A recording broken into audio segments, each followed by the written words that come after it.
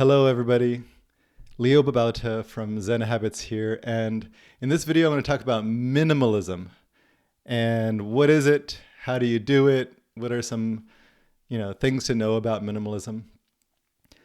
Before I dive into it, I want to ask you, as I have been recently, put in the comments any questions that you have, any topics you'd like me to talk about. These questions I can address in future videos, and they're really helpful to me when you do it.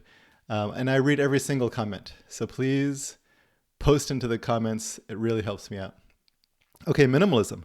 So something you might not realize if you've heard of minimalism is that I'm one of the OG minimalists. I'll tell you a little bit of my background in that. So I had been simplifying my life for years, and I had been writing about simplicity. And it led me to really become attracted to the idea of living with as little as possible. Like a minimalist house was one of the images that came into my head, and a minimalist wardrobe. And so I started looking for content about that because I was interested in it. So I started Googling it, and I couldn't find really anything. I think there was this one Tumblr where someone did something like that, but really not much at all. And so I'm like, there should be more about minimalism. It's something that I am really interested in. It's not something that I invented, I don't think. I think I was influenced by others there, but it was something that there wasn't really much on at all. So I started a blog, and it was called Minimalist, but without most of the vowels, MNMLIST.com. It's still there if you want to go check it out. And it was this very minimal site. It was my second blog. The first one was Zen Habits, which I started in 2007. Minimalist, I think I started in 2009, maybe. So I started this blog, and it was just like putting some ideas of what it means to be a minimalist. And there were others who were writing about similar things, but they didn't really call it minimalism at the time. And then they started talking about it as well. And so this was actually my intention with the blog, was to get a larger conversation going about simplicity and minimalism. And minimalism, the way that I defined it, was a rejection of consumerism and having more and having that be the answer to life. It didn't mean living with nothing or almost nothing, although that's definitely a version of minimalism. It was just a rejection of that and an introspection of these values. It's really the same thing as simplicity, which was something that had been pre-existing and actually goes back, centuries, millennia, actually. So it wasn't a new idea, but with a new word, what it really did was it forced you to think about how extreme are you willing to go? What if you said, I don't need this at all? What if I could get rid of the car? What if I didn't need a usual house and I could live with the most minimalist house possible? What if I didn't need, and so on. And so it really just asked you to ask yourself these questions and come up with your own answers. So I was one of the OGs. There was eventually a guy named Joshua Becker who wrote Becoming Minimalist. He was inspired by me. I don't think only by me, but I was one of his early inspirations. Eventually there were these guys you might have heard of called the Minimalists. And Joshua and Ryan, amazing guys. I don't think I was their only inspiration either, but I think I was one of the early ones. And there were a number of others as well in the early days.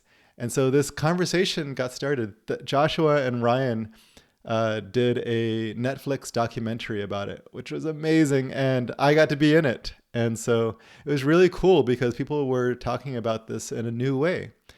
And eventually many people started to explore the path of minimalism. So at this point, when I'm recording this video in 2024, we're 15 years into the conversation. And at this point, it's also been rejected and ridiculed and told why everything about it is wrong. And I think there's valid arguments.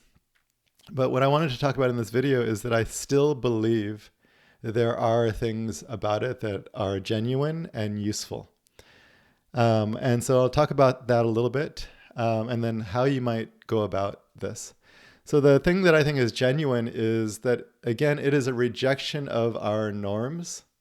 This is actually why there's a lot of pushback on it, because it's saying, hey, you don't need all of this stuff that we all usually have. And then people are like, but, you're just being whatever, right? So they like start to argue against it, because when you reject it and when you say, hey, maybe you don't need it either, they start to feel defensive. And so this challenges the norms, and the pushback is not only normal, but it would be expected when you start to challenge any norms. I'm also a vegan. When I tell people I'm a vegan, it's confronting to them, and I totally get that.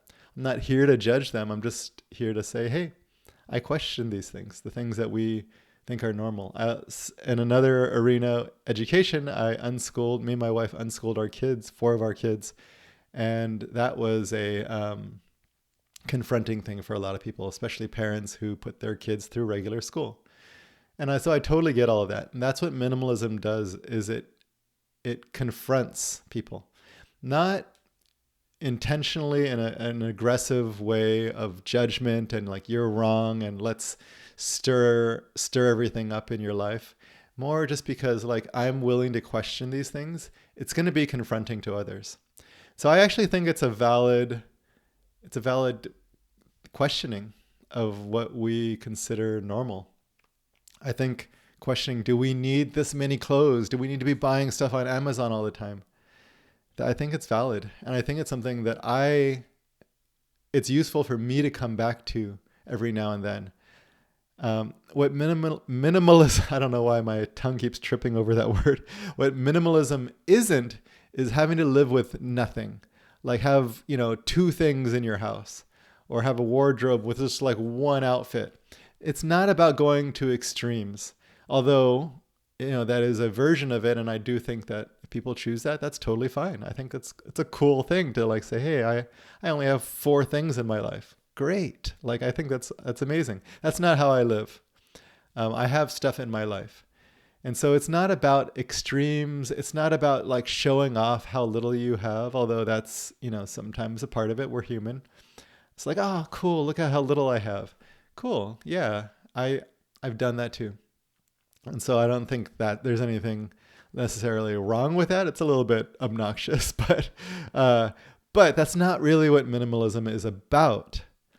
It's not even about like having the perfect amount of things or the perfect things that you're owning, because then we're still making it about things. That's actually the problem when we start to like count the number of things and try and get to the fewest amount of things and make sure we have the perfect things, a list of things that are like, this is exactly what you need. That gets carried away and it misses the point, because now we are still making our lives about things. What if it was like, actually our lives are about stuff other than things? We can let go of stuff, but we don't have to make that our biggest focus. So I think it's a valid questioning. And I also think we can get tripped up when we start to do this, because it appeals to often the extreme parts of us, the people who like to achieve and push things to the furthest possible thing. And I think it's valid to question that as well, which I think a lot of people have done. So questioning and getting curious about the answers is, I think, a useful activity of minimalism and simplicity and a lot of other things. Another thing for me is it's about experimenting. So not only my questioning is like, oh, let's see if I can go without this for a while. So I've done things like going without my phone, or, eating only like a couple of things all day long. Am I saying that's how everyone should live their lives? No, definitely not. But for me, it was interesting to experiment with eating, maybe like 3 things. I think one time I ate beans, sweet potatoes, and broccoli, something like that. No, regular white potatoes without any seasonings. So I would only eat one. This is a funny experiment. So I would eat only 3 things. I think it was beans, potatoes, just regular white baked potatoes or boiled potatoes, and boiled steamed broccoli. And I would eat them unseasoned, and only one of those three in each meal. So if it was like potatoes, I would only eat potatoes, no salt or pepper. If it was broccoli, I would only eat steamed broccoli, nothing else. No potatoes, no beans. Another time I would just eat beans, and I would just eat those. And actually, it was a lot of fun. It was boring. But actually, that was the point of the experiment, was like, oh, what if I let go of all of the rewards of food and just tried eating as simply as possible without rewards? And my brain rejected it. It hated it. And so I don't live like that anymore. I do live pretty simply in terms of what I eat these days. But that was an experiment. So actually, I think that's a useful approach, is experimenting with your life. Do you need a phone? Do you need to buy things? Do you need, this many clothes? Do you need to have all the stuff around you? So I think that's useful. Another thing that's really useful in minimalism is the practice of letting go. And this is like taking a stack of stuff that I have and saying, hey, what if I let go of half of this? I don't really need it. I can give it away to someone else, give it to charity, give it to friends, sell it online, but I'm not using it. So what if I just take half that stack? And so what that is like taking half of the things. And I'm just using an example here. It doesn't have to be half of anything. But it's taking some of those things and letting go of them. And I actually think that's a really useful practice, is taking some things and saying, I can let go of that. Now, I'm not saying let go of things that you love, that you care most about. If you have a photo album full of photos that bring you joy, keep the freaking album. If you have books and every single one of those books brings you joy, you can see I've got books there in the shelf. I love those books. I don't have a lot of books, but I have, a stack of them, and they bring me joy. I enjoy looking back at those books. These days I read ebooks.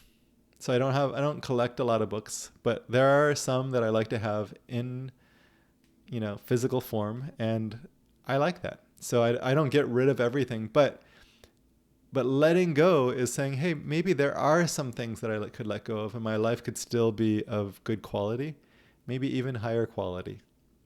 So these are some things about minimalism that I wanted to share. In terms of how to practice it, I would say just start to look around your life, one area at a time, and start to question things. Do I need all of this? What makes me happy? What would it be like to let go of it? Is there an experiment here that I could have? So I'll give you a couple of experiments. One I mentioned already is a no buying experiment. So some people do it for a month. I've seen people do it for 6 months. I've even seen some people do it for a year. When I say no buying, obviously you're going to buy groceries. Obviously you're going to need toilet paper. So things like that are absolute necessities that you can't live without. But everything else, you say no for an X number of, days or weeks, a month, whatever. I would say a month is a good place to start. I know someone who does a week out of every month. I know someone else who does 2 months out of every year. So they just press pause on buying. And a cheat that you might do is saying, oh, my month will start on the 1st. And then you start buying everything the week before. So don't do that. That is cheating. So don't do that. Just choose a date and stop buying. And see what happens. This is going to be things you're like, I really wish I could buy the new thingy. And it's going to bring some stuff up. It's going to be uncomfortable. Write the thingy on the list and see what happens. Another thing that you can do is, instead of having a no buy month, have a rule where you don't buy something until it's on your list for 30 days. So what you do is you have a list. When you really want to buy something, put it on the list and put the date that you put it on the list right next to it. So if I'm going to put it today's date, I'm going to put it on the list, I put today's date right next to it. And then I can't buy anything until 30 days after that date. I can't buy that thing until 30 days after the date. So this would be an ongoing thing that just slows you down. And what happens is there's going to be times when you go for a couple of weeks without it and you're like, I didn't need that. And I cross it out. But if 30 days goes by and you're like, actually, I think this is going to improve my life, then great, buy it. So this is another way to slow your buying down. Another practice in minimalism is get rid of 2 things every day. Just go through and get rid of 2 things a day. Slowly your life starts, and you can increase that. You're like, 2 is easy. So after a week of 2, and you're like, that's way too easy, go to 5. I don't recommend going to 10 unless you're like, I want to be extreme. Fine, go to 10. But eventually you're going to run out of stuff to get rid of, and you're like, okay, that's the end of that experiment. Another experiment, my friend Courtney Carver, she does this thing called Project 333. If you're a woman, I think this is actually a great thing to do with your clothes. Go look up Project 333, Courtney Carver. I think that's a really good one. No phone is another one that I've mentioned. So you might just have a day out of the week where you're like, I'm not doing any phones on Sundays. You might go a week without a phone and just see what happens. There's going to be times when you're like, oh, I really need to text so-and-so. And you have to go to your computer and text them or email them or whatever. If you're going to do that and you're not going to be as responsive, you might want to let a few people know, your spouse, your best friend, your mom, whatever, so that they know you're not going to be really like responding to their messages. You'll email them once a day, but other than that, you're really trying to like cut back for 1 week. But see what else. Like there's going to be things, Google Maps, there's going to be other things that are really important to you. And you're like, I'm used to having my music. What would it be like to go a week without music? It's an experiment, and it's actually pretty enlightening. Now, I'm not saying you should never have a phone, but what if you could just practice with that? Okay, that's what I've got for you today on minimalism. If you like this video, please subscribe, like the video, and share this with your friends, anyone who could use some Zen habits in their lives.